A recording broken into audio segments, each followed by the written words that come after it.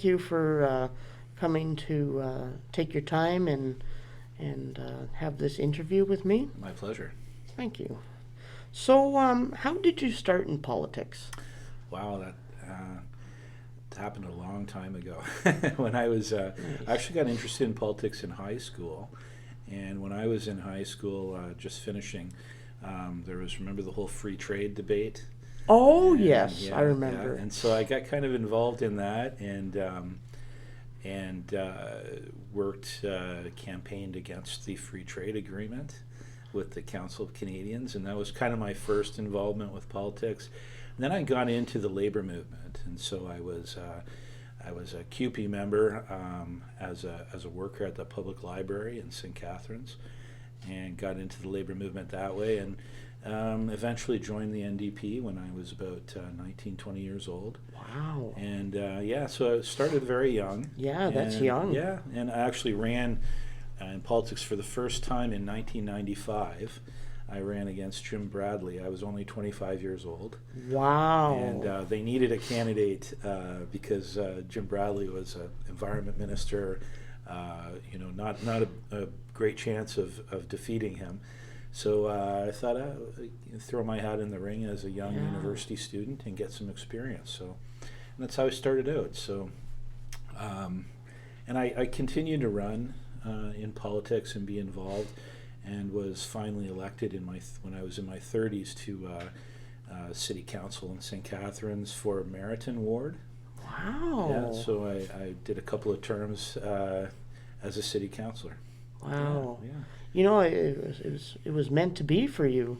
Yeah, You know? it was always a passion that I had. Yeah. And it was, this is the first, being elected to this position in 2018 is the first time it's been full time. So I've always had to do, work a couple of jobs and go to school and do politics. So it's been a busy time. So, but I've really enjoyed it over the years, and it's kind of been a lifelong passion.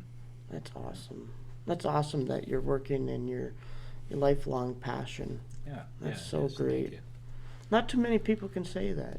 No, it's true, yeah, and it took a lot longer than I wanted it to. Yeah. Because politics is really unpredictable. And, Yeah. you never know what can happen. You Yeah. can think you're gonna. I've had elections I thought I was gonna win and I lost, and some that I didn't think I had a chance and I won. So it's one of those unpredictable things. But Yeah. you can always get involved in politics, and so I Right. always.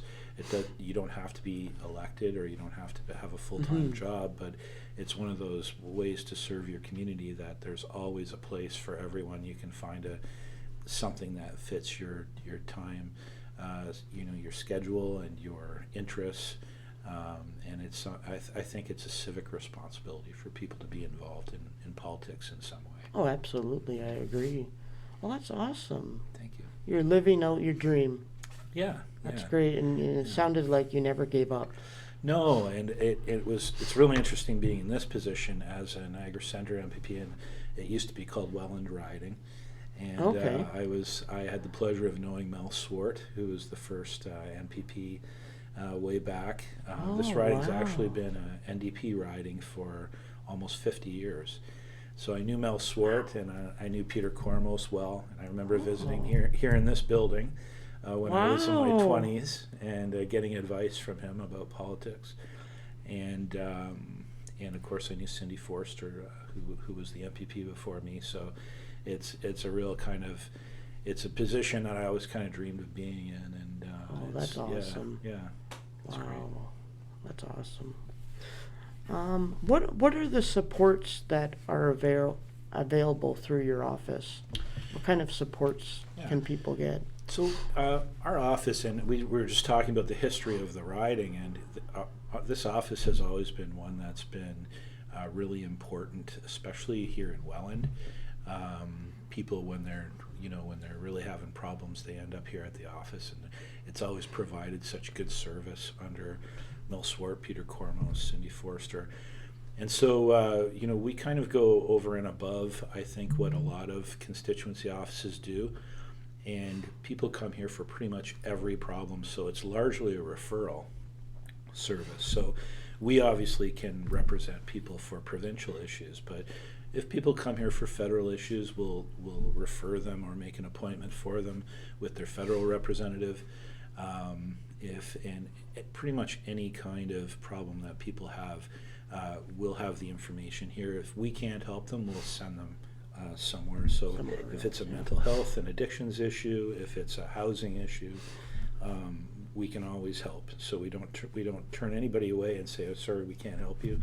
If you come here, we'll either help you directly, and I have 3 fantastic staff that work here, and or we will refer to the appropriate place. Oh, that's great. That's wonderful to hear. Yeah. I'm very proud of my office and my staff. That's great. That's awesome. So who are the people you support mostly? Well, we're there for everybody, but obviously it's people that need help and need assistance. I mean, I field a lot of calls, just people that have political opinions that want me to know what their opinion is on a particular issue. But here in the constituency office, it's obviously people that need assistance with things. So, I would say right now, the biggest issue in the region is probably housing, affordable housing. Yeah. It's a terrible crisis here in the region, and the cost of housing has gone up 30% in just the last little while. I don't know how anyone on ODSP or OW affords a place to live, Right. because it's just completely out of reach for people. So we're getting an awful lot of people who are having to choose between groceries and rent. People with mental health and addictions issues, people on ODSP that are in need of assistance. They're on their last leg, and so we have to try and help them as much as possible. Sometimes it's with their paperwork. My staff will phone the appropriate agency or try to get them the help that they need. So a lot of it is that kind of hands-on, trying to help people that come to the office. And with COVID, I'm sure you're going to ask me about that, so I'll just providing service during COVID is difficult, because we can't actually just have people walking into the office, which historically is what we try to encourage. We want to help everybody, and they can just come here, walk in. But with COVID, it's by appointment only for safety reasons. And so, Right. So it makes it a little tougher. And when there's more and more people that need help, and it's harder and harder to find them that service, then it makes things difficult. So my staff have done a great job adjusting, but it's difficult for people and for staff, for sure. Exactly. And to get on Niagara Regional Housing, it takes... it's the list crazy. is long. Yeah, a decade. It takes like 10 years to get on housing. Which is completely impractical. So, that's a crisis that needs to be addressed by all levels of government. And I'm not sure we've even though people talk a lot about it, I'm not sure we've taken it as seriously as it needs to be taken at any level. There needs to be more money from the federal government and from the provincial government in terms of just direct money to build social housing, to build help with co-op housing, and also from municipal governments to build affordable housing, because a lot of that is municipal. Right. It's making sure that we have inclusionary zoning and rules that will lead to the development of affordable housing, especially in cities. And so that's an issue that's really serious, maybe the most serious issue, but we're not doing as much as we should be doing right now. So being the municipal affairs critic for the NDP, it's one of the things that I deal with pretty directly, because a lot of it has to do with the will of municipal governments to address the problem. Right. How does your office support those who are living with mental illness, addictions, and homelessness? Yeah, I'd say there's a I few think you already things. answered some of those questions. Yeah, I mean, we're very much a referral service, and I was mentioning to you earlier, Jessica, that my wife is a volunteer coordinator at Pastone Mental Health, so I'm familiar with the issues and with the increase in people that need help, especially through the pandemic. So, like I mentioned, I have great staff, and so first of all, you have to have frontline staff that are sensitive to those issues, so that people feel that they feel welcome to come in and seek help. And then we have to be aware of all of the different supports in the community, so that we can refer them to the appropriate place. So we're definitely seeing an increase. There's been a lot in the media lately about the opioid crisis and how terrible it is here in Niagara, and it's just getting worse. So it's something where I think you need really good frontline, well-trained frontline people who are compassionate, and then you have all of the information, so that especially if you're dealing with someone in crisis, that you know exactly where you can refer them. Absolutely. And we've had situations where people have contacted us through social media, and they've been suicidal, and so we've had to act a little more aggressively, maybe call the police to make sure we can track them down and make sure that they don't harm themselves.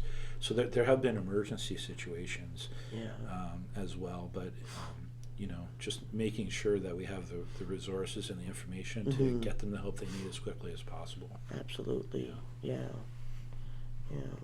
Yeah, with something like with suicide, like you want to act right away and call 911 and we have to make sure in the community that we have, and this is one of the things that I see with agencies like Pastone, we want to make sure they have the supports, so that they have the frontline staff that can intervene. And when you if you don't have the right supports and you wait until it's too late, that's kind of the opposite of what mental health agencies are trying to do, which they say they want to intervene upstream, which means you want to address those problems before they become that serious. Since that requires resources. And again, I think that there's been some improvement as there's been awareness, but we don't put near the resources or the attention that we should be putting into mental health services. I know that in my party, we've included in our platform that we want to have a standalone ministry for mental health and addictions. That it's that important that we think that there should be a government ministry, and that it should be tackled in a much more aggressive way with more funding. Yeah, it is. Absolutely. Yeah, that's awesome. And I just got one last question for you. Sure. What do you do for fun? Well, I have a 13-year-old son, so that's a lot of fun. And we have a lot of fun. So a lot of it is obviously my any free time I have is usually taken up, trying to spend time with him and with my wife. And personally, I like sports. I'm a Toronto Maple Leaf and a Liverpool soccer fan. Awesome. So I try and do that. I try and find time for that. And actually, I'm a chess enthusiast. I play a lot of chess. Chess. Probably, I like chess too. Do you? Yeah, I like chess. Okay. I play maybe 4 or 5 games a day online. I enjoy it. So That's awesome. What I do is kind of take my mind off things through the day. Yeah. Yeah. A lot of I play chess online too, once in a while, and I always lose, but sometimes I win. Yeah. It all depends. It's practice, eh? Practice makes perfect. Some people are just talented. I'm not one of the talented people. I have to work at it. I have to work at it too. Yeah. But I enjoy it. So. Yeah. Yeah. I finally mastered Sudoku. Well, I haven't done that yet. Yeah, I haven't mastered Sudoku. Good for you. Yeah. That's about it. And camping. I like camping. Oh, camping. So we travel to provincial parks. Oh, And we've nice. done, I would say, maybe half the provincial parks in Ontario we visited. Wow. So it's Oh, that's we enjoy awesome. doing that. Which one was your favorite? We go to the Pinery every year, which is near Grand Bend. It's got a beautiful beach on Lake Huron. Grand Bend. Grand Bend, yeah. So it's on Grand Lake Bend. Huron. It's got a big, long, sandy beach. Nice. We're beach people, so we enjoy that. But we took our trailer out west to Calgary once, and we camped our way all the way out there and back. So we visited, I don't know, maybe 14 or 15 campsites. Wow. Yeah, so we've been pretty big into the camping. That's thing. awesome. Yeah. Camping's a lot of fun. You're outdoors, you get that fresh air all Yeah, day, and you It's good sleep for well. kids. It's good for children, yeah. 'Cause they can kind of go and get away from the computer and go play and Absolutely. swim. And, Yeah, instead of being on their phones all That's the time. right. Yeah. That's great. Yeah. Well, thank you so much for coming out today Anytime. and giving us your time and for and giving us your valuable information. And it sounds like you have a very welcoming office, and it sounds like you do great work here for Welland and Niagara. And Well, thanks, Jessica. if I ever needed help, I would definitely come to your office. Oh, that's a great compliment, Yeah. and I'm happy to come back anytime you want to talk. Thank you. I really appreciate that. Thanks. We really appreciate Of that. course. Thank you. Thank you.